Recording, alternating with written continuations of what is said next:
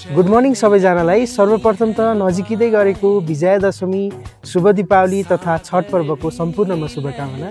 आज चाहिँ म आफ्नै जन्मभूमि गौरीशङ्कर गाउँपालिकाबाट बोलिरहेको छु। यो दोलखा जिल्लामा पर्छ। विशेष गरी यो राजधानीबाट उत्तर पूर्वी भागमा पर्छ, तर यो राजधानीदेखि धेरै टाढा छैन। हाम्रो दोलखा जिल्ला चाहिँ पर्यटनको लागि एकदमै धेरै सम्भावना। यहाँ हाम्रो गौरीशङ्कर हिमाल, छोरोल्पा ताल, साथै कालिन्चोक मन्दिर, भीमेश्वर मन्दिर, स्विजरल्यान्ड अफ नेपाल भनेर चिनिने जिरी पनि यहीँ पर्छ। यहाँ धेरै प्राकृतिक सम्भावनाहरू भएको कारणले हामीले पर्यटनलाई चाहिँ धेरै अगाडि बढाउन सक्छौँ। जुन हिसाबले हाम्रो देश जेनजी आन्दोलनबाट उथलपुथल भयो, हामीले धेरै सम्भावनाहरू खोज्नुपर्ने हुन्छ। त्यस कारणले पर्यटन पनि एउटा धेरै ठुलो सम्भावना हो। धेरै मानिसहरूले रोजगार पाउनको लागि योबाट सम्भव छ।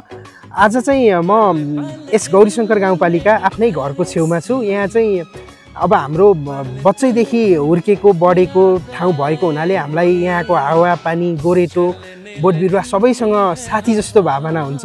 हामी चाहिँ यहीँ 10 कक्षासम्म पनि पढेको ठाउँ हो।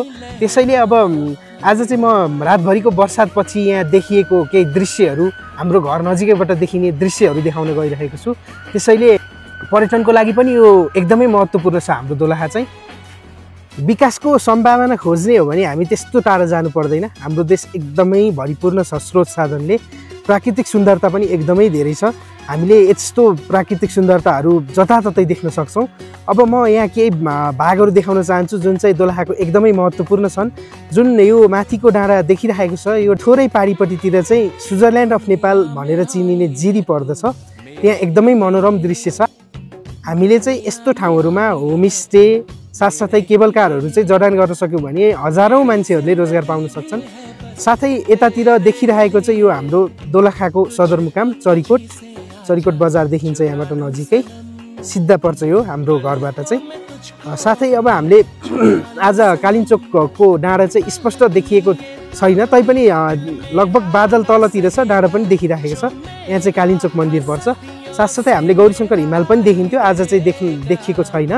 र यो चाहिँ हामी 1 देखि 10 कक्षासम्म पढेको स्कुल हो, थोरै देखिएको छ। साथै यतातिर हाम्रो घर भइगयो। हाम्रो घर वरिपरि नै एकदमै धेरै प्राकृतिक वातावरण, सौन्दर्य, साथै एकदमै राम्रो सिनहरू छ। त्यसैले देशको विकास गर्ने हो भने हामीले एउटा सम्भावना चाहिँ पर्यटनमा पनि देख्छौँ। नदीनाला, पहाड, छहराहरू, झरनाहरू एकदमै धेरै छन् दोलखामा।